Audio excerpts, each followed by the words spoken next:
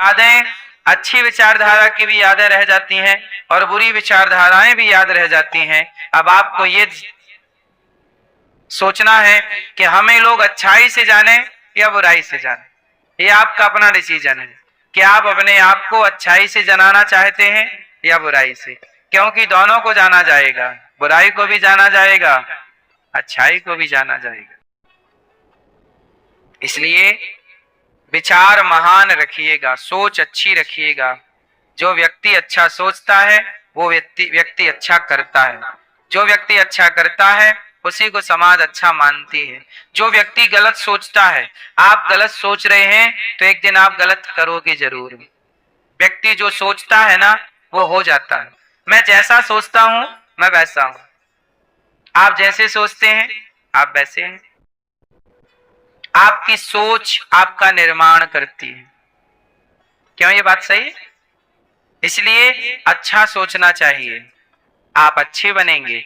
आप बुरा सोचेंगे, आप सोचो कि मैं फांसी लगा लूं, फांसी लगा लूं, आप एक दिन फांसी जरूर लगा लेंगे। और आप यदि सोचेंगे कि मैं किसी को भोजन कराऊं, किसी को भोजन कराऊं, जरूर आप किसी को भोजन कराओगे, जरूर आप किसी का भला करोगे। आप सोचेंगे कि मैं गरीब हूं, मैं गरीब हूं, मैं गरीब हूं, मैं गरीब, आप सदा गरीब ही रहेंगे। पर आप सोचिए कि मैं अमीर हूं, मैं बड़ा हूं, मैं अच्छा हूं, मैं ठीक हूं, संपन्न हूं, मुझे और आगे बढ़ना है, मैं जहां हूं बढ़िया हूं। यदि आप संतुष्टि से आगे बढ़े तो आप तरक्की कर पाओगे। व्यक्ति पहले अपने सोच को ठीक करे, हम अपनी सोच बेहतर कर देंगे, हम अपने आप ठीक होने लग जाएंगे। इसलिए हमारी सोच को बेहतर कौन बनाएगा? भागवत जी बनाएंगे। इसलिए हमारे महाबली यादव जी और श्रीमती इंद्रावती यादव जी आप आए हैं और मुंबई से आप आए हैं और कथा सुन रहे हैं। तो आप कथा सुन रहे हैं तो क्या सुन रहे हैं? 7 दिन तक आपके भीतर अच्छे अच्छे विचार प्रवेश करेंगे और जब अच्छे अच्छे विचार जाएंगे तो आप अपने आप अच्छे हो जाएंगे। एक गिलास में गंदा पानी भरा है, एक गिलास में गंदा पानी भरा है, बताओ उस पानी को साफ करना हो तो क्या करेंगे? उसे पलटा नहीं सकते आप, तो क्या करेंगे?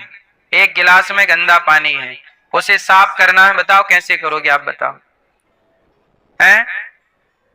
आप बताओ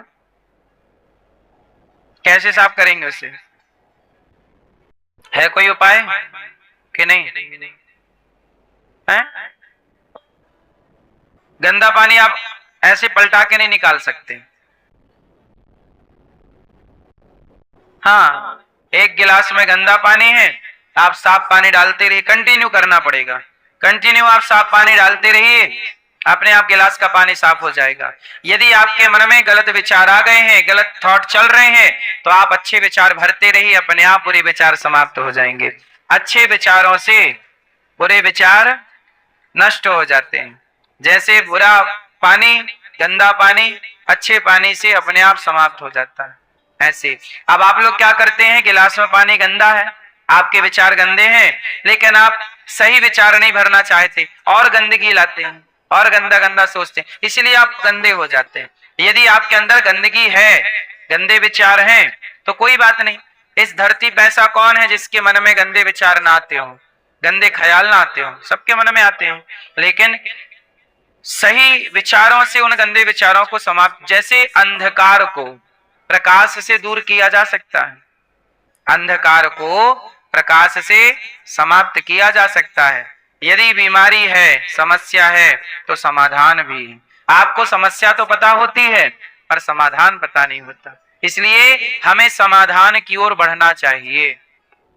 और समाधान कहाँ है? समाधान चाहते हो जीवन का तो श्रीमद् भगवद गीता पढ़ो, रामचरितमानस पढ़ो, सत्संग करो। हर समस्या का समाधान सत्संग में है, इसलिए सत्संग करते रहो।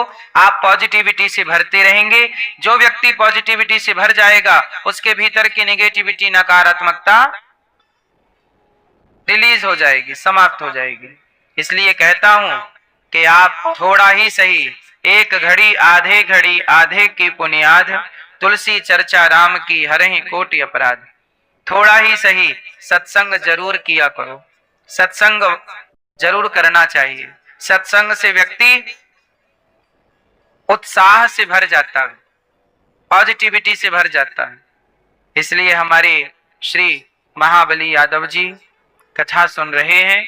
आपकी बेटियां अनीता, रविशंकर यादव जी, अनीता कहाँ है? अनीता जी, मनीषा जी, मनीषा जी, विचेंद्र यादव जी, अंजू और अजय यादव जी।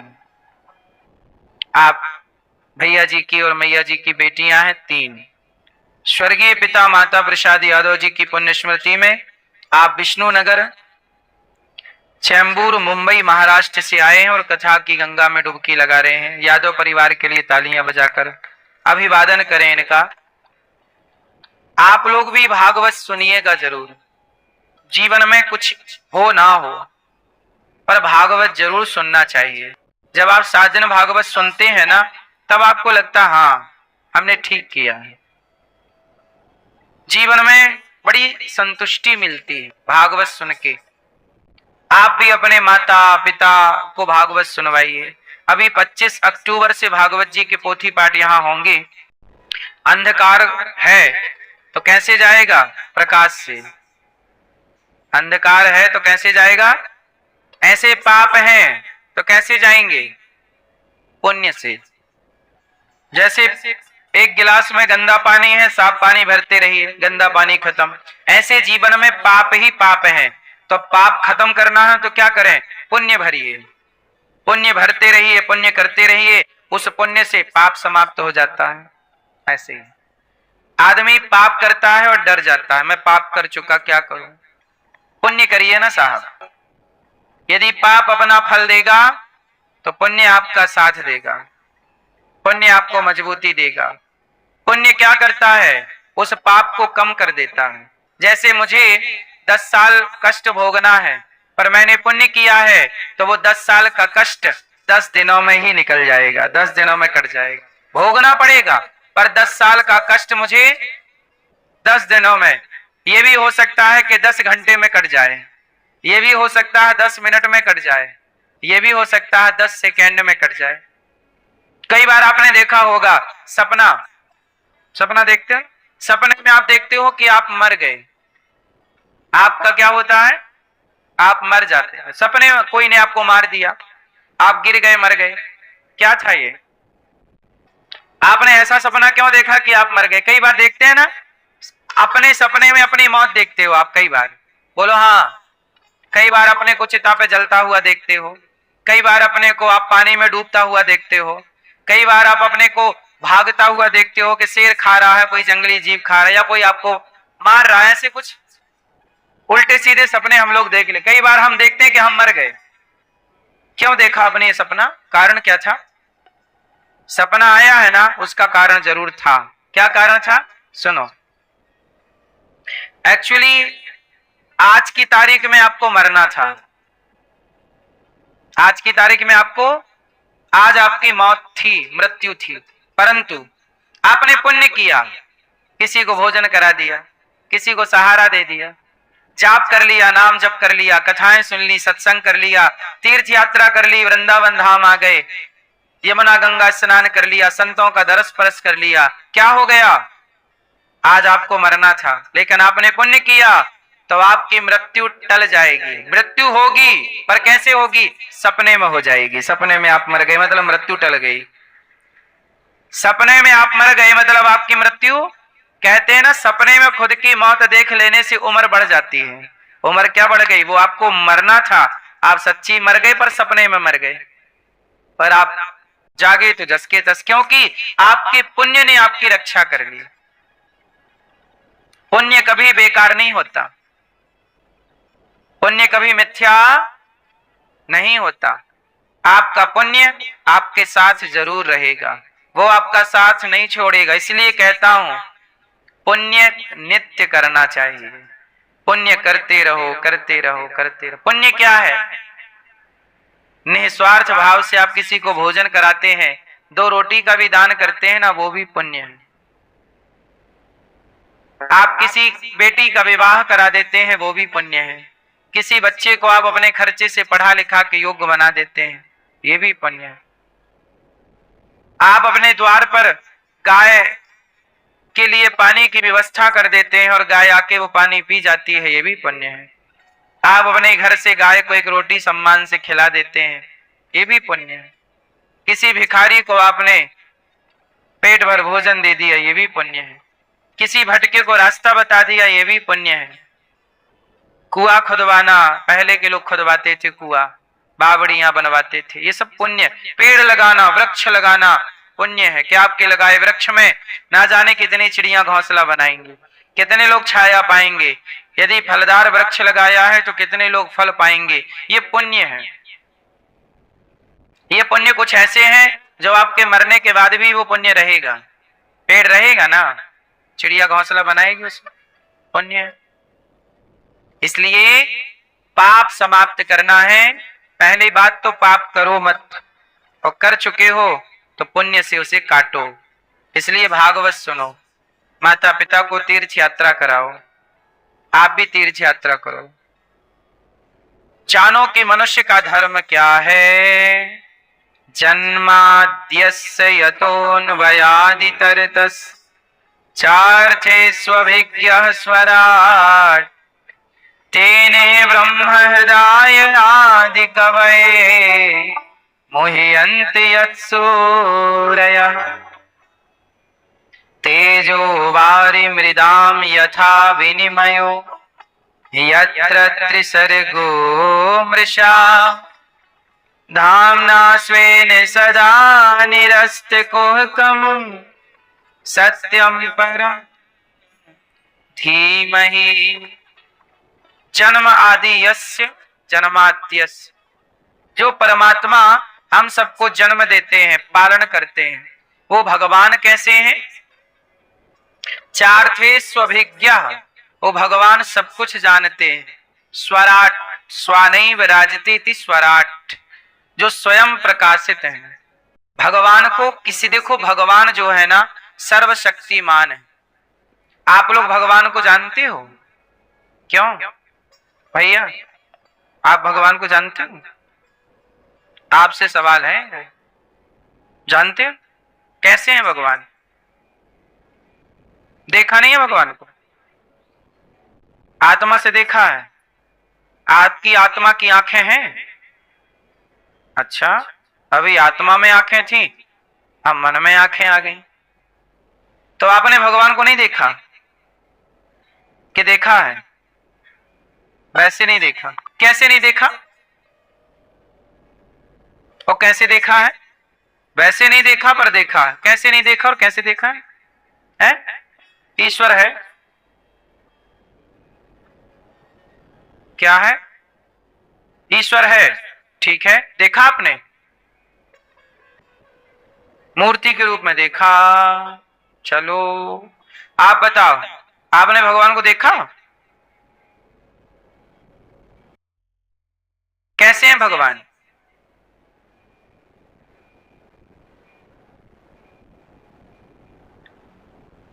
क्यों? बहुत सारे रूप हैं भगवान के, सही है, अनेक रूप रूपाय विष्णवे प्रभु। भैया आपने भगवान को देखा है? नहीं देखा। आप मैया, आपने भगवान को देखा है?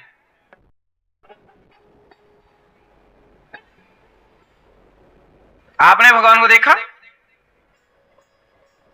आपने मैया कैसे देखा? मन से। आपने आंखों से नहीं देखा ना, मन से देखा। अच्छा, भगवान को देखा कि नहीं? ये मैया बताएंगी, हमारी पीली मैया। आपने भगवान को देखा मैया? हाँ या ना? देखा कि नहीं? ये आप बताओ, बैठे बैठे देखे हैं, महसूस किए? देखे हैं कि महसूस किए? कैसे हैं भगवान? सुंदर हैं। भगवान को आपने देखा है? नहीं देखा? आपने देखा होगा, आपने भगवान को देखा है? माता पिता भगवान है, तो प्रहलाद जी ने अपने पिता को काहे नहीं भगवान मान के पूजा कर ली? भरत जी ने काहे नहीं अपनी माँ को भगवान मान के सिंहासन पकड़ लिया? यदि माँ बाप भगवान है तो प्रहलाद जी ने तो बाप की पूजा नहीं की और भरत जी ने माँ की पूजा नहीं की। अब बोलो मैया क्या बोलती तू?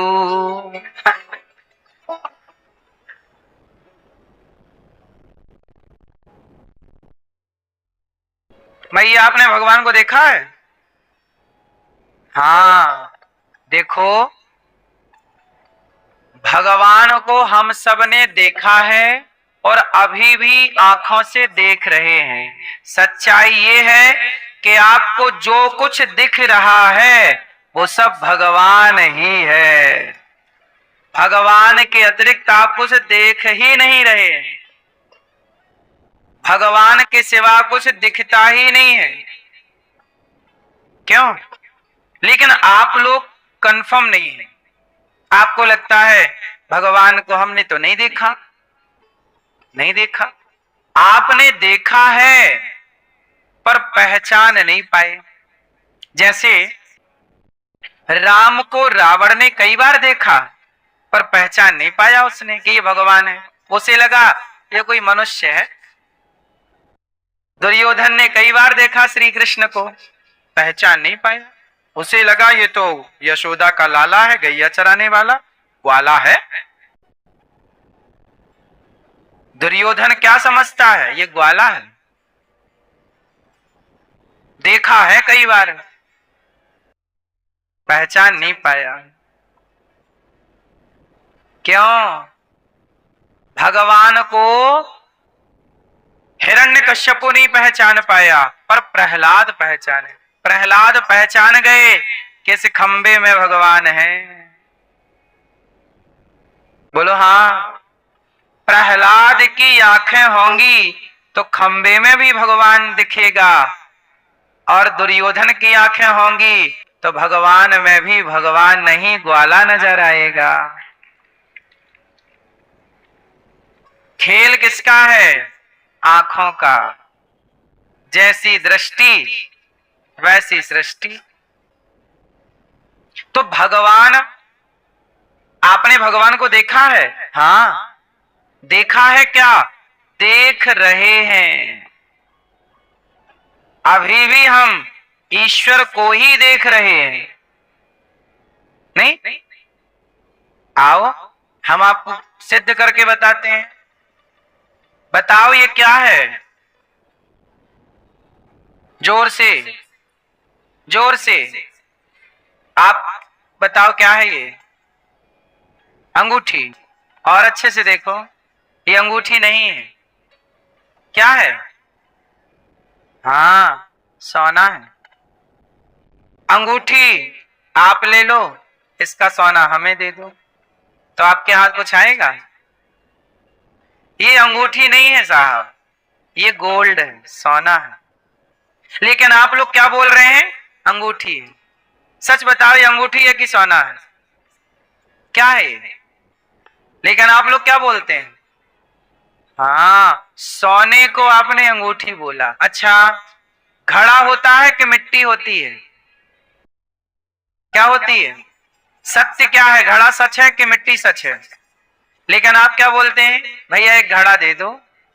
है मिट्टी पर आप बोल रहे हैं घड़ा। आपको दिख रहा है घड़ा जबकि हमें दिख रही है मिट्टी।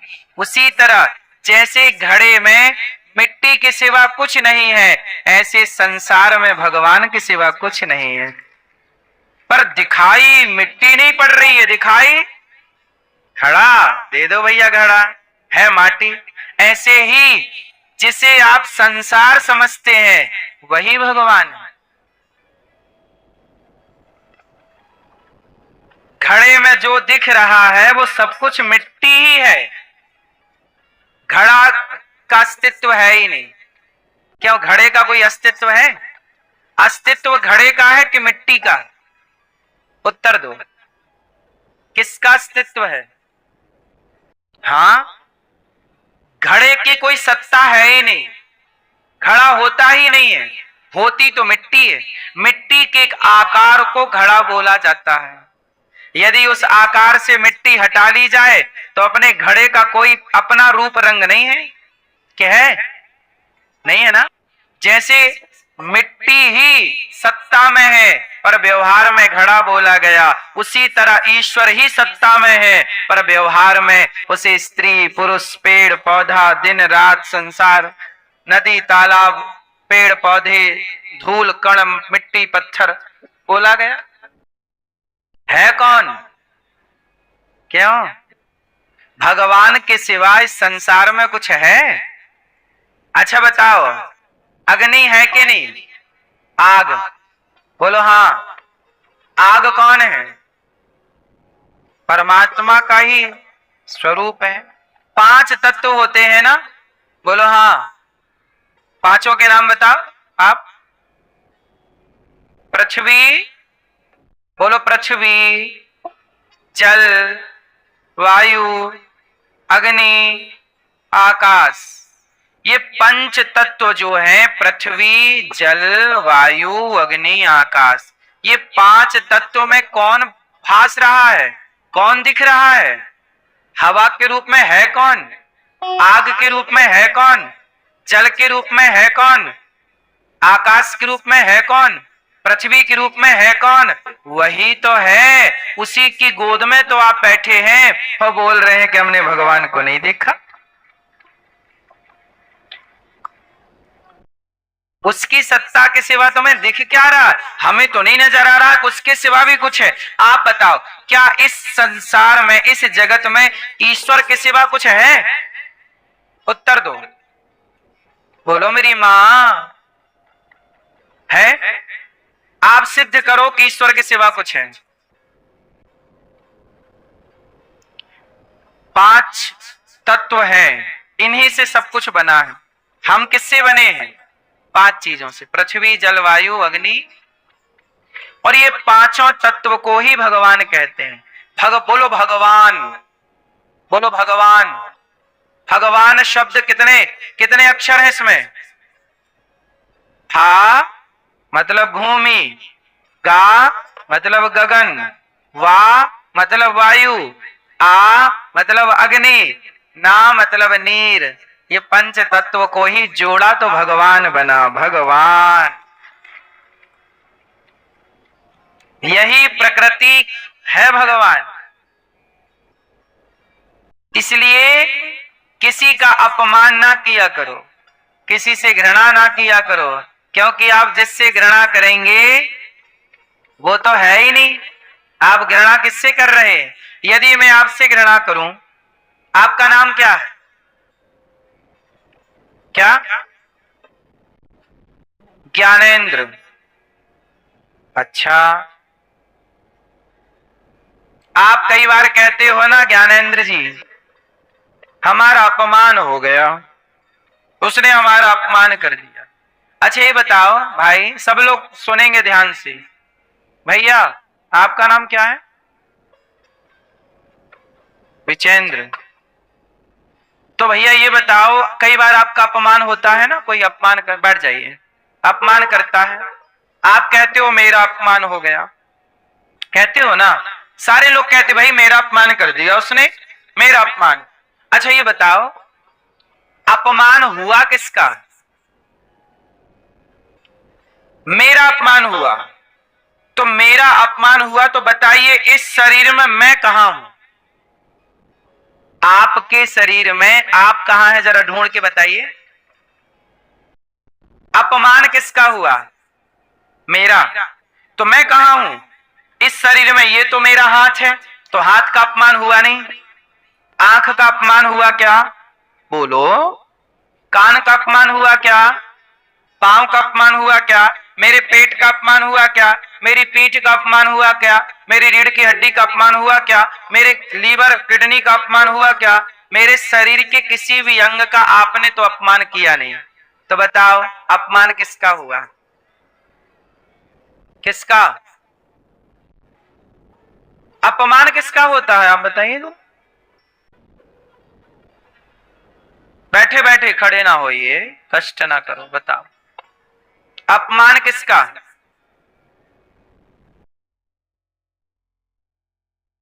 है?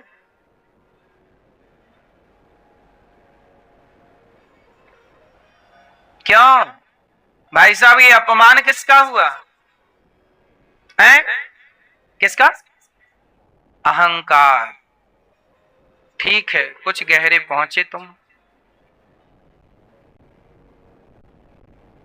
अपमान किसका हुआ? सम्मान किसका होता है? शरीर का सम्मान, शरीर का अपमान। लोग कहते हैं मेरा अपमान हो गया, मुझे बड़ा बुरा लगा। किससे बुरा लग रहा है? आंख को कि कान को कि मुंह को कि पेट को कि पीठ को? किसको बुरा लग रहा है? आप इस शरीर में सोचिए, ये शरीर अलग है और आप अलग हैं। आप इस शरीर में रहते हैं। ये शरीर है मोबाइल की तरह, ये शरीर है मोबाइल की तरह और आप हैं सिम कार्ड की तरह। जैसे मोबाइल में सिम रहती है, ऐसे इस शरीर में आप रहते हैं। तो मैं आप लोगों से यह जानना चाहता हूं कि शरीर में आप कहां रहते हैं? कहां हो आप? भैया आप कहां रहते हो इस शरीर में? आप, मेरा अपमान हुआ तो मैं कहां हूं इस शरीर में? मैं कहां हूं? नहीं ढूंढ पाए? जो खुद को नहीं तलाश पाएगा वो भगवान की तलाश क्या करेगा? इसलिए खुद को तलाशी। हाँ बताओ, आप कहां रहते हैं? आत्मा में रहते हैं। अरे आत्मा आप में रहती है, आप आत्मा में नहीं रहते। आत्मा इस शरीर में रहती है। आप कहां रहते हैं? आप कौन है? चलो ये चलो छोड़ो, इतना जटिल सवाल ना पूछे आपसे। चलो सीधा सीधा बात करते हैं। आप कौन है? मैं कौन हूं? बताओ मैं कौन? आप कौन हो भाई? आप कौन हैं? है?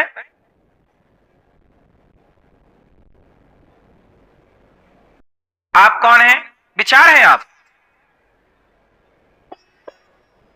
नहीं है, ये तो आपका विचार अलग हो गया। विचार वाला, विचार तो अलग होते हैं। नहीं, मैं कौन हूं? अपमान किसका हुआ? विचारों का तो अपमान हो नहीं सकता। आप तो ये कहते हैं मेरा अपमान हुआ। हाँ, अब आपने बोला मैं ईश्वर का अंश हूं। हाँ, हम ईश्वर के अच्छा, ईश्वर का अंश क्या है हमारे शरीर में? आत्मा। तो अपमान किसका हुआ? आत्मा का। गीता में लिखा है आत्मा का अपमान, सम्मान, सुख दुख होते ही नहीं है। अब बताओ अपमान किसका हुआ? सो इतना परेशान होने की जरूरत नहीं। ये बताओ, रस्सी में कई बार सांप दिख जाता है। सवेरे सवेरे अंधेरा लगा हो, 5 बजे आप जाग गए और रस्सी पड़ी और आपने देखा शाम को 6 बज गए हैं, सूर्य अस्त हो गया, हल्का हल्का धुंधला धुंधला उजेला है और रस्सी पड़ी और अरे सांप सांप सांप सांप। तो आपने रस्सी को क्या समझ लिया? जोर से।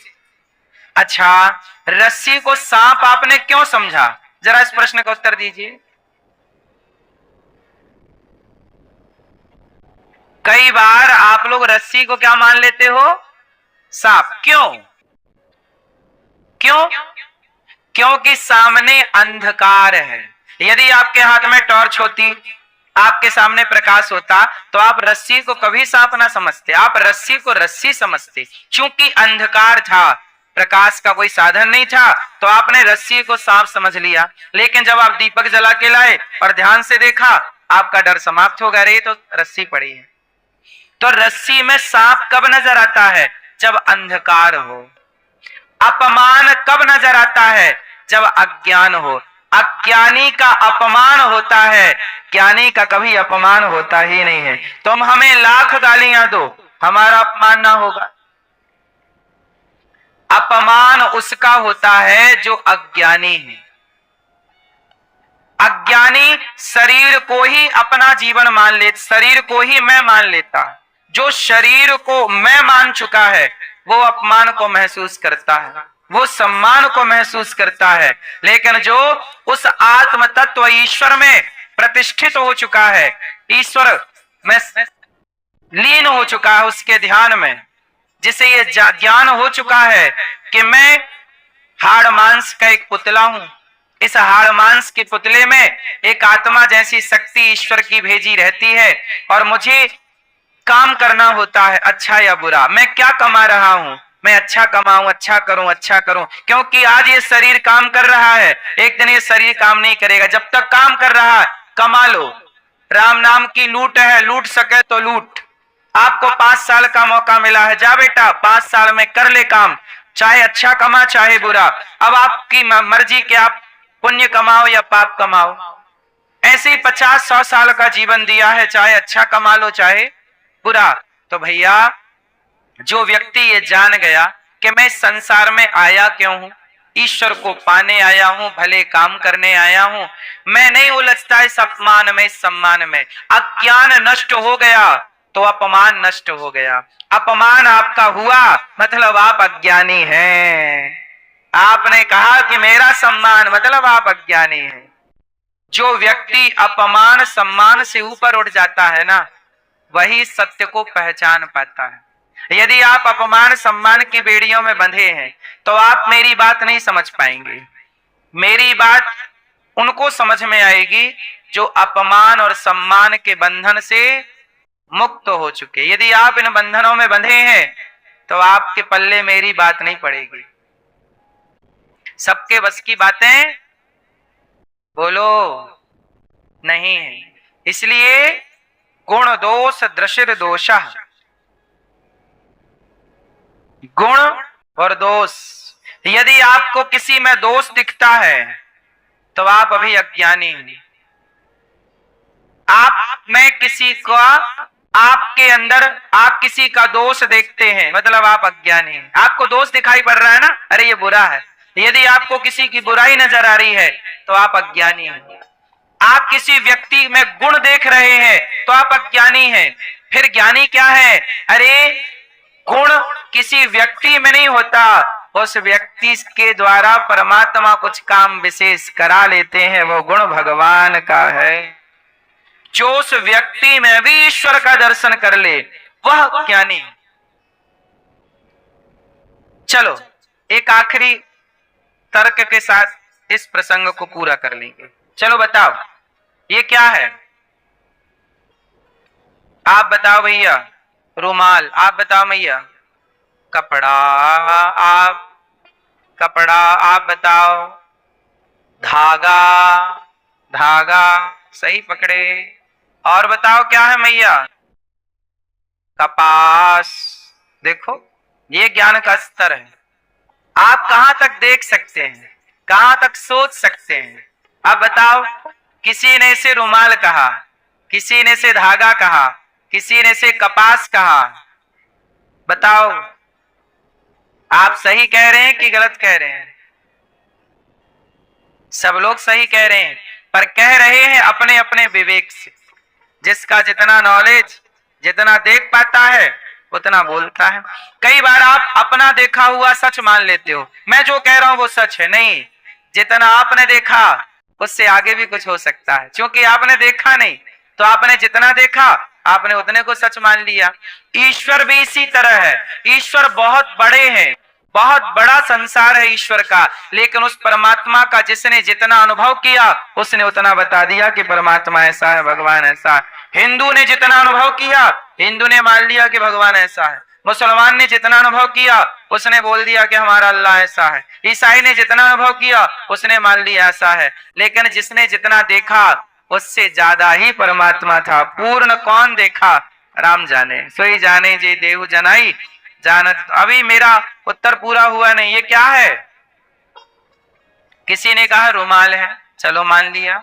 किसी ने कहा धागा है, बिल्कुल सच कहा आपने, धागा है। धागा ना होता रुमाल ना होता, चलो ठीक है। किसी ने कहा कपास है, मान लिया कपास है। कपास ना होता तो धागा ना होता, धागा ना होता रुमाल ना होता। चलो कपास तक बात पहुंची। और बताओ क्या है? ये क्या है? सुई? रुई, रुई तो बोल दिया ना, रुई कॉटन एक ही होता, रुई हो गया। और बोलो क्या है? हैं? हाँ,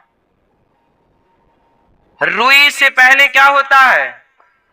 रुई लगती है पेड़ पर, पेड़ पौधा होता, पौधा बोया किसान ने, मतलब किसान ने क्या बोया? किसान ने बोया बीज। तो कुल मिला के ये है बीज।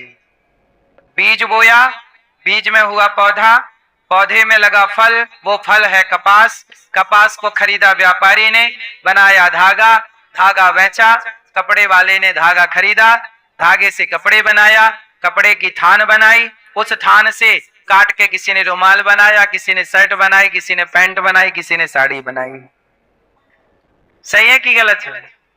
मूल में क्या है ये? पुरुषायादि बीजाय परेशाया भी धीमहि। जैसे आपको रुमाल तो दिखाई पड़ा, लेकिन क्या दिखाई नहीं पड़ा? बीज। रुमाल दिखता है पर बीज नजर नहीं आता। उसी तरह जैसे रुमाल का बीज है मूल जड़, उसी तरह हम सबके बीज हैं परमात्मा। पुरुषायादि बीजाय परेशाया भी धीमहि। तो बीज रूप में परमात्मा ही है। आप, ये नजरिया है देखने का। इसलिए जगत दिखता है पर जगत के बीज के रूप में जगन्नाथ नहीं दिखते, पर मूल रूप में वही जगन्नाथ की व्यापकता है। यदि इसका बीज नष्ट हो जाए तो रुमाल नष्ट अपने आप हो जाएगा। बोलो हाँ, ऐसे ही। तो सबके बीज कौन है? भगवान। इसलिए इमारत दिखती है पर इमारत में जो सबसे पहली ईंट रखी जाती है, जिसे नींव की ईंट कहते हैं, वो नजर नहीं आती। ईंट नजर नहीं। अच्छा, इस बिल्डिंग में नींव की ईंट होगी कि नहीं? पहली ईंट, वह नींव की पहली ईंट ही पूरे को थामे है। ऐसे ही है कि सृष्टि का पूरा स्ट्रक्चर जो है भगवान का है। हमें दिखता है पुरुष, स्त्री दिखती है, पर स्त्री पुरुष के बीच में जो मध्य में परमात्मा सृष्टि कर रहे हैं बीज रूप में, वो परमात्मा नजर नहीं आता। इसलिए सिद्ध ये हुआ कि सीय राम मैं सब जग जाने। आप कहते हो भगवान नहीं देखा हमने, सबने देखा है, बस आपको पहचानना है। तो आपको पहचान हमने बता दी कि हर जीव में वही है। इसलिए अपमान किसी का नहीं होता और आप किसी का कर भी नहीं सकते अपमान। हाँ, अज्ञानी हूं मैं तो मुझे लगेगा अपमान हुआ, यदि मैं ज्ञानी हूं तो मुझे आपके अपमान से। अच्छा ये बताओ, हाथी को कुत्ते भौंकते हैं देखकर, भौं भौं भौं भौं कुत्ता, क्या हाथी मानता है कि मेरा अपमान हो गया? कोई हाथी की आरती उतारता है, जय गणेश जय गणेश जय गणेश देवा, है ना? तो क्या हाथी को लगता है कि मेरा सम्मान हुआ? ना हाथी सम्मान को समझता है, ना हाथी अपमान को समझता है। इसलिए वो अपनी मस्ती से चलता है। लेकिन आप लोग थोड़ा ज्यादा ज्ञानी हो गए, आप समझने लग गए अपमान क्या है, सम्मान क्या है। काश आप भी अपमान सम्मान को ना समझते तो आप भी सदा अपनी मस्ती में मस्त रहा करते। आपके आनंद को कोई नहीं छीन सकता था। आपका आनंद तब से छिन गया जब से आपको सम्मान अपमान समझ में आने लग गया। इसलिए कहता हूं, सम्मान होता ही नहीं है और अपमान होता ही नहीं, दोनों से ऊपर उठ जाइए, यही ज्ञान है। और इसमें उलझे रहोगे, अज्ञानी हो, इसी में मर जाओगे, फिर 84 में पड़ोगे। पुनरपि जननम पुनरपि मरणम पुनरपि जननी जठरे से। इससे बचना है तो भज गोविंदम गोविंदम भज मूढ़ मते। क्यों? आपका अपमान होता है? अब नहीं बोलना कि मेरा अपमान हुआ, ये तुम्हारी अज्ञानता बोल रही है। लोग झगड़ा कर लेते, मेरा मुझे मुझे कह दिया, मैं कौन तेरे मुंह लगे, गधा है तू एक नंबर का।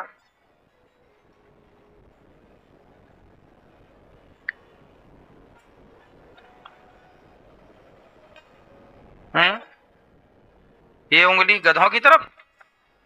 अच्छा, हमें लगा, हमने कहा अज्ञानी की, तो आपने कहा ये गई अज्ञानी। पी लो पानी, मम्पी आओ जाओ। चलो, तो आज हमने एक अध्याय समाप्त किया, किसका? अज्ञान का। तो अब बताओ, आपने भगवान को देखा कि नहीं? भगवान दिख रहे हैं प्रतिमा के रूप में, विग्रह के रूप में, माता के रूप में, पिता के रूप में, स्त्री के रूप में, पुरुष के रूप में, जल के रूप में, हवा के रूप में। जो दिख रहा है वही परमात्मा है। बस मान लो, प्रहलाद को खंबे से भगवान प्रकट होकर दर्शन दिए, क्योंकि वो प्रहलाद उस अज्ञान को लांघ चुके हैं, अज्ञान को छोड़कर उस ज्ञान में स्थित हो गए, जिस ज्ञान में खंबे में भी ईश्वर का दर्शन संभव है। बोलो हाँ। हाँ, ईश्वर सब में, यही धर्म है। इस अज्ञान को मिटाओ जल्दी से। इसलिए हमें कोई अपमानित करता है, गाली देता, देखो हम लोग कोई परेशान नहीं होते, देते रहो गाली, करते रहो अपमान। तो हमारा अपमान थोड़ी कर रहे हो, हम कोई है ही नहीं। हमारा अस्तित्व क्या है बताइए? हम कौन है? कुछ भी नहीं। मैं कौन हूं? कुछ भी तो नहीं हूं। मैं ईश्वर की सेवा में एक छोटा सा उनका दास हूं। तो मेरा अपमान क्या करोगे?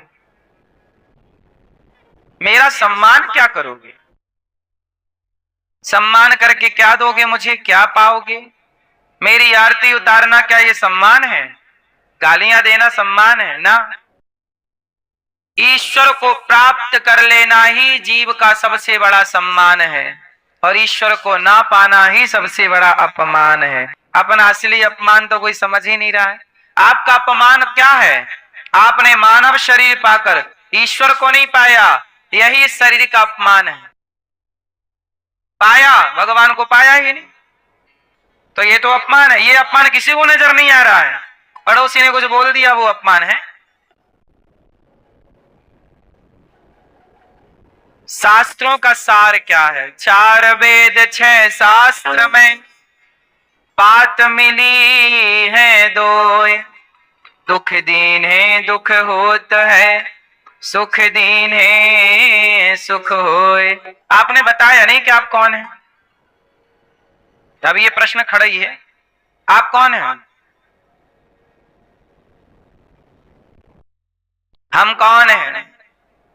हम जीरो हैं, शून्य। हमारी आंखों से भगवान ही देखते हैं, हम नहीं सुनते, हमारे कान से भगवान ही सुनते हैं। हम नहीं काम करते, इन हाथों से भगवान ही करते हैं। हम नहीं चलते, इन पांव से भगवान ही चलते। इसलिए हम कौन हैं? हम जीरो हैं। परमात्मा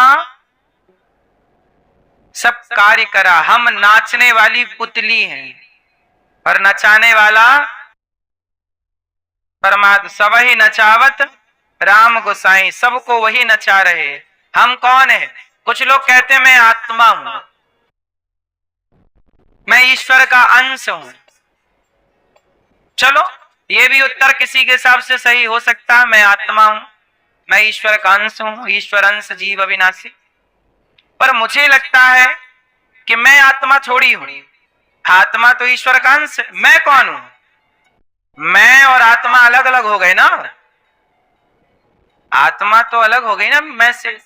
आत्मा थोड़ी बोलती है कि मैं हूं। आत्मा क्यों बोलेगी?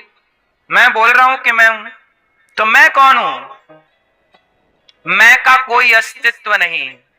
जैसे घड़े का कोई अस्तित्व है मिट्टी का, पर मांगा जाता है घड़ा, ऐसे मैं का, अनिरुद्धाचार्य का कोई अस्तित्व नहीं है। मैं का कोई अस्तित्व नहीं है। मैं के रूप में परमात्मा का ही अस्तित्व है, घड़े के रूप में मिट्टी का ही अस्तित्व है। इसलिए मैं कौन हूं? मैं जीरो हूं। मैं के रूप में ईश्वर ही सत्ता में है। मैं की कोई सत्ता, मैं की कोई सत्ता, मैं केवल अज्ञान है। जैसे रस्सी में सांप का दिखना अज्ञान था, रस्सी में सांप का दिखना क्या था? अज्ञान था। ऐसे मैं का होना भी, ये मैं अज्ञान मिटेगा तो समझ में आएगा कि मैं तो मैं हूं ही नहीं, मैं के रूप में ईश्वर ही है। बोलो हां कि ना? मैं की अपनी कोई सत्ता, रुमाल की अपनी कोई सत्ता नहीं, सत्ता बीज की है। आभूषण की अपनी कोई सत्ता नहीं है, सत्ता गोल्ड की है। बोलो हां कि ना? समझ में आई? तो मैं नाम की कोई भी सत्ता, ये सिर्फ अज्ञान है। इसी अज्ञान का नाम है माया। इसी का नाम क्या है? जो है नहीं पर दिखाई पड़े वो माया है। इसी माया में उलझी पड़ी है ये दुनिया, जो है नहीं पर दिखता है। अच्छा बताओ वो क्या चीज है जो होती नहीं है पर दिखाई पड़ती है? बताओ क्या है? बताओ, ढूंढो वो क्या है जो है नहीं पर दिखती है। बताओ क्या?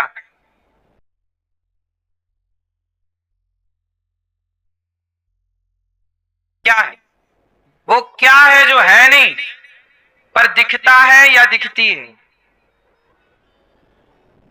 क्या? हवा? हवा है भाई साहब, क्या बात कर रहे हो? हवा है? अरे हम क्या, आत्मा तो है ना।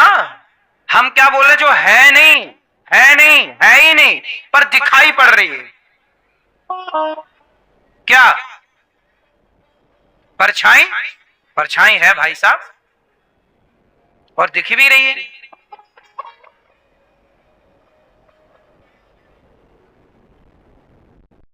है ना? कठिन? आओ हम बताते हैं। जब आप सड़क में गाड़ी चलाते हो तो गर्मियों में कई बार गाड़ी चलाते हुए सड़क में आगे ऐसा लगता है कि पानी है। बोलो हाँ। रेगिस्तान में कई बार ये भ्रांति होती है, इसे मृग मारीचिका कहते हैं। पढ़े हो? नहीं। सड़क में गाड़ी चलाते समय अधिकांश ये काली सड़क में, जो डामर वाली सड़क होती है ना, उसमें ये भ्रांति ज्यादा होती है। क्यों भाई, हम गलत कह रहे हैं सही कह रहे हैं? सड़क में दूर से गर्मियों में ऐसा लगता है जैसे सड़क में पानी बह रहा। कभी आप आगे वाली सीटों में बैठे हो तो चेक कर लेना, ऐसे लगेगा जैसे पानी दिखता है वहां पर जाओ तो है नहीं, है नहीं पर दिखता है। यही माया है। मैं नाम की सत्ता है नहीं पर सारी जिंदगी आपको लगा मेरा अपमान हो गया, मेरा अपमान हो। अब मैं नाम की कोई सत्ता है नहीं पर दिखाई पड़ रही है। यही माया है, जो है नहीं पर दिखाई पड़ रही है, यही माया है। और गीता में भगवान क्या कह रहे? मम माया दुरत्यया, बड़ी प्रबल माया है। माया आप कहते हो, क्यों आपका विवाह हो गया? नहीं, आपका? आपका हो गया, पत्नी आपकी है, तो ब्याह हो गया तो पेड़ पौधे से किए हो हैं? बोले ब्याह हो गया पत्नी नहीं है तो काहे से? पेड़ पौधों से किए हो। अच्छा सुनो, देखो माया, हम आपको माया समझा रहे हैं। माया क्या है? क्या है माया? जैसे आपने बोला ये पत्नी मेरी है, सच बताओ पत्नी आपकी है? बोलो, है? कंफर्म नहीं है?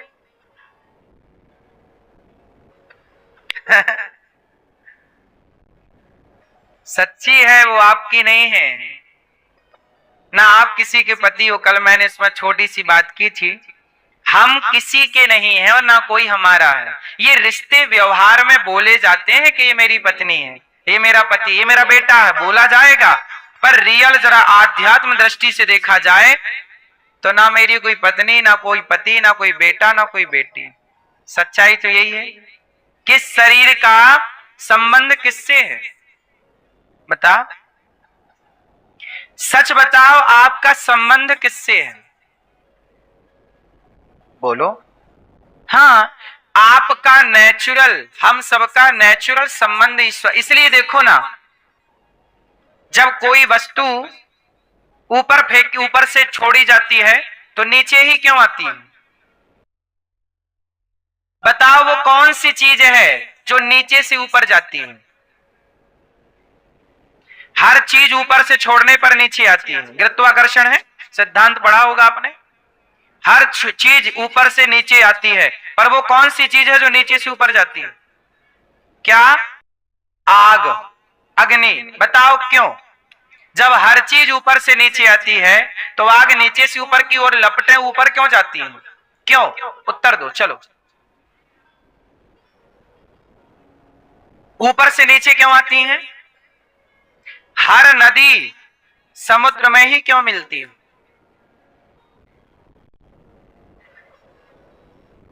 हर नदी ऊपर से नीचे क्यों जाती है, नीचे से ऊपर क्यों नहीं जाती? कारण है। कार्य हो रहा है तो कारण है। आइए इसका विज्ञान समझते हैं, साइंस। ऐसा है कि जो अग्नि है ना, वो अंश है। किसका अंश है? सूर्य का। सूर्य अग्नि का गोला है और आग का अंश, अंशी है सूर्य और अंश है अग्नि।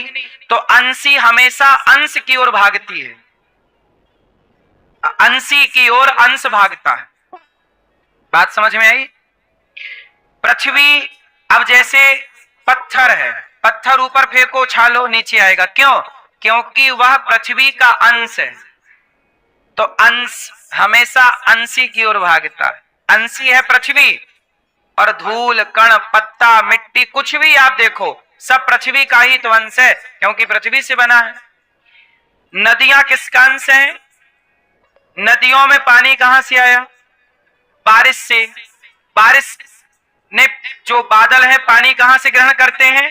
समुद्र से। समुद्र का वाष्पीकरण होता है, बादल बनते हैं, बादल बरसते हैं, नदियों में भरता है, नदियां फिर पानी। क्योंकि समुद्र का ही वो अंश था, इसलिए नदियां समुद्र की ओर जा रही हैं। तो ये बात याद रखिएगा कि जो अंश होता है वह अंशी की ओर भागता। अंशी कौन? जैसे पृथ्वी अंशी है और पत्थर अंश है, गंगा अंशी है और बोतल में भरा पानी गंगा का अंश है। जैसे आप लोग भी क्या हो? ईश्वर के। अच्छा, अब आपकी बात करूं तो आप लोग कई बार देखो, जब आप ऊपर से नीचे देखते हो ना तो आपको डर लगता है। बोलो हाँ। जबकि आप आकाश में देखते हो आपको डर नहीं लगता, जबकि ऊंचाई आकाश की ज्यादा है, गहराई खाई की कम थी। बोलो हाँ। लेकिन जब आप नीचे देखते हो तो डर लगता है, ऊपर देखते हो डर नहीं लगता। क्यों? क्योंकि आप अंश किसके हो?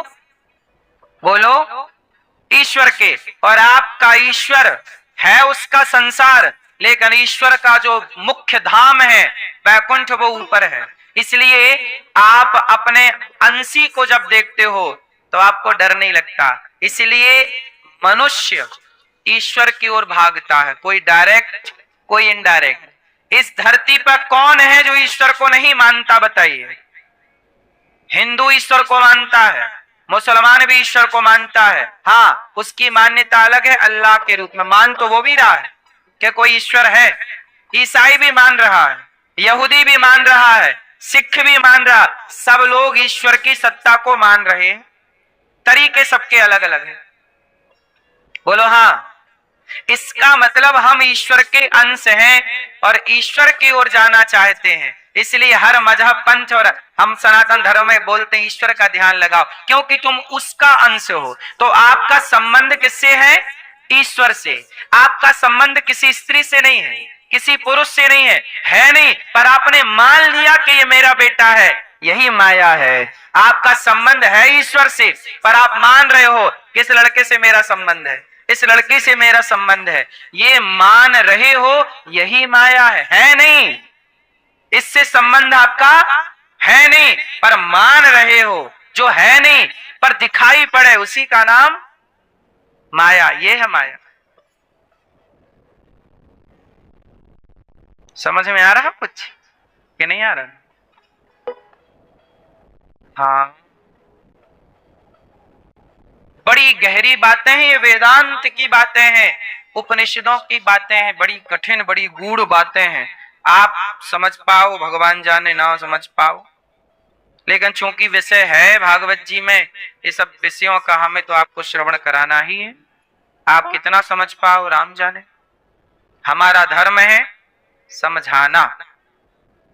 अब आप अपनी बुद्धि से ग्रहण कर पाओगे। माया है ये।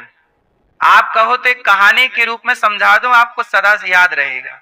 चलो, एक बार नारद जी ने द्वारिकाधीश से कहा, हे द्वारिकाधीश आपकी जय हो, जय हो।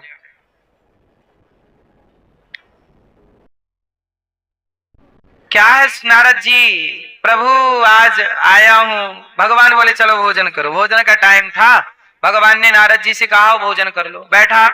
बैठाए भगवान नारद जी को भोजन करा रहे हैं, भगवान की पत्नियां परोस रही हैं। भगवान नारद जी बोले प्रभु एक बार आपकी माया का दर्शन कराओ, मैंने सुना है आपकी माया बड़ी प्रबल है, बड़ी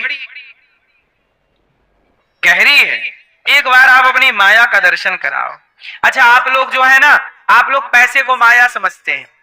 आप लोग क्या मानते हो कि पैसा मतलब माया? माया केवल पैसे को नहीं, पुत्र को भी माया कहते हैं, बेटे की माया, बेटी की माया, जिसमें मन उलझा है सब माया है। बोलो हाँ।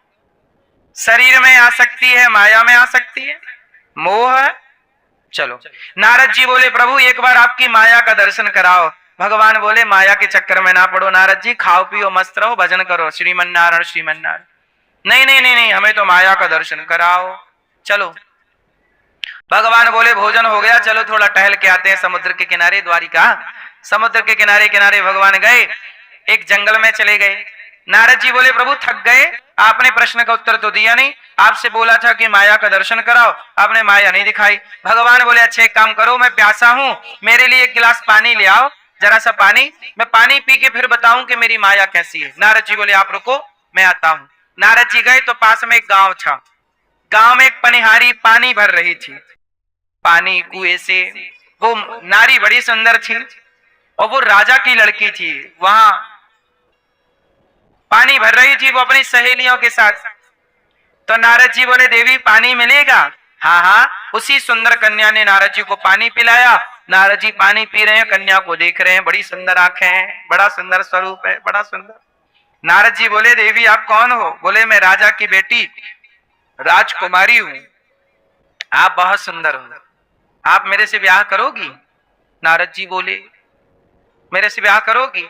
लड़की बोली कर लेंगे, हमारे पिताजी से बात कर लो। नारद जी गए, महाराज की जय हो, हमें आपकी बेटी से विवाह करना है। राजा बोले महाराज आप जैसा संत मेरी बेटी से ब्याह करेगा, ये तो मेरी बेटी के भाग्य खुल गए। आप तो देवर्षि नारद जी हैं और आपका मन ब्याह का है, कर लो। लो भैया ब्याह हो गया।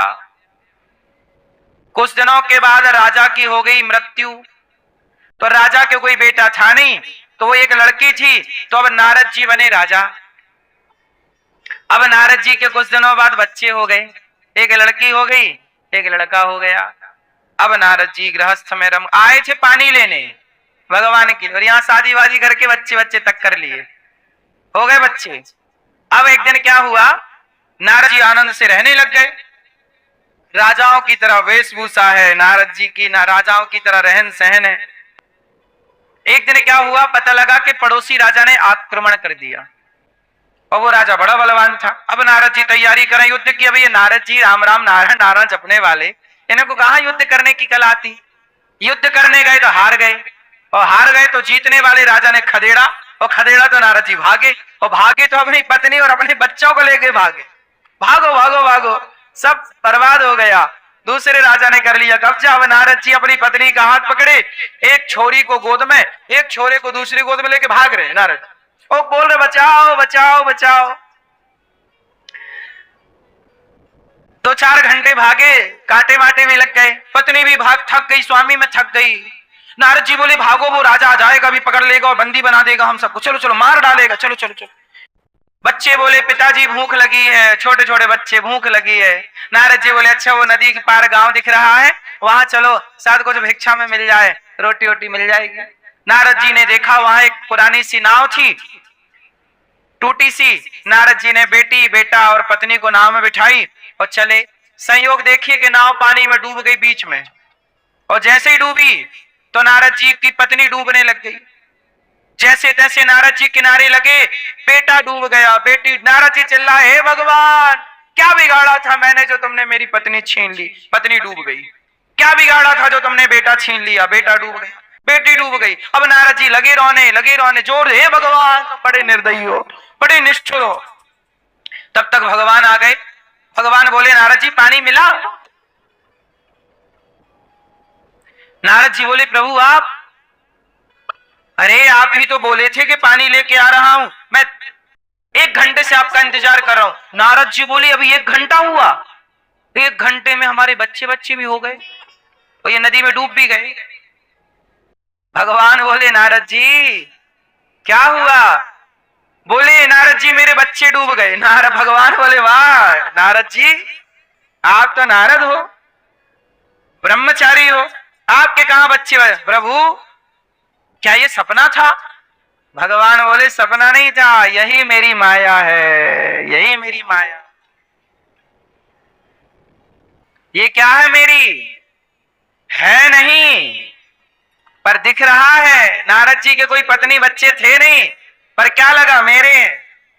कब आदमी उलझ जाए किसमें, आप लोग भी कह रहे हो ये मेरी पत्नी, ये मेरा बच्चा, ये भी एक माया है पगले,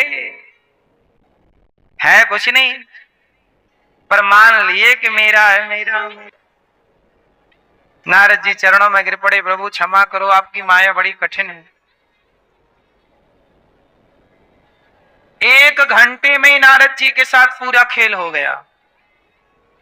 भगवान इतनी चुटकी, इतनी देर में, भगवान के इतनी देर में ये संसार में कई कल्प बीत सकते हैं, कई युग बीत सकते हैं, भगवान की इतनी देर में। आप जरा एक चुटकी बजाओ, बस भगवान की चुटकी बजाने में कितनी देर? इतनी देर। भगवान के इतनी देर में कई युग बीत सकते हैं। जो आप खेल देख रहे हो ना कि आपका जन्म हुआ, बुढ़ा हो गए, आप मर गए, ये ईश्वर की एक चुटकी बजाने से भी कम वक्त है। आपके 100 साल गुजर गए और भगवान का भी पलक भी नहीं झपकी। इसलिए भगवान है, उनकी माया सबके बस की नहीं है। इसलिए संसार में रहो, पत्नी पति के साथ जिम्मेदारियां पूरी करो, पर ये मत कहो कि ये मेरा है। सदा यही कहना कि भगवान मेरे हैं, प्रभु मेरे हैं, भगवान के सिवा मेरा। यदि आपने जगत को अपना माना तो फिर माया पकड़ लेगी, फिर उलझाए रखेगी। इसलिए जगत को मेरा नहीं, जगन्नाथ को मेरा कहो। मेरे तो गिरधर गोपाल, दूसरो ना कोई, भगवान मेरे हैं। भगवान से संबंध जोड़ना है और किसी से संबंध जोड़ने की जरूरत नहीं है। भगवान ने 24 अवतार धारण किए। कितने अवतार हैं भगवान के? 24। जब जिस अवतार की जहां जरूरत पड़ी वह अवतार प्रभु ने वहां लिया। पहला अवतार है सनकादि, सनक सनंदन सनातन सनत कुमार। दूसरा अवतार है भगवान का वाराह। तीसरा अवतार नारद जी, यही नारद जी। चौथे अवतार नर नारायण। पांचवा अवतार कपिल भगवान, जिन्होंने मां को उपदेश किया सांख्य शास्त्र का। छठवा अवतार दत्तात्रेय जी। दत्तात्रेय जी ने कितने गुरु बनाए? 24। क्यों बनाए? कि सीख कहीं से भी मिल जाए ग्रहण कर लो। शिक्षा जरूर पानी चाहिए, कहीं से भी शिक्षा मिल जाए ग्रहण कर लो। आप लोग सीखते हो कि नहीं? जीवन में महान वही बनेगा जो सीखता रहेगा। कहते ना सीखना बंद तो जीतना बंद। इसलिए क्या करते रहो, हर दिन कुछ ना कुछ सीखो, अच्छी चीजें सीखो, पढ़ो। क्या सीख सकते हो? क्यों? आप जल से क्या सीखते हो? जल, पानी, पानी से आपने कुछ सीखा क्या? आप बताओ। नहीं बताओगे? ये मैया सो गई क्या? मेरी माँ गई है मैया। हमने बोला ना कि हम ज्यादा कठिन विषय बोलेंगे, आप सो जाओगी। चलो सुनो, बताओ जल से आपने क्या सीखा? ये भैया बताएंगे। पानी से आपको क्या शिक्षा मिलती है? हैं? पानी से पेट भरता है, शांति मिलती है, नहाने को मिलता है पानी में।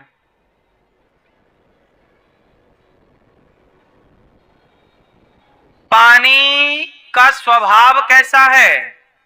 शीतल, ठंडा। पानी को आप गर्म कर दो फिर वो ठंडा हो जाएगा, बर्फ बना दो फिर पिघल जाएगा। पानी अपने स्वभाव को कभी नहीं छोड़ता, और पानी का स्वभाव है शीतल, ठंडा। जैसे जल कभी भी अपना स्वभाव नहीं छोड़ता, ऐसे किसी भी परिस्थिति में आपको, मनुष्य को अपना स्वभाव नहीं छोड़ना चाहिए।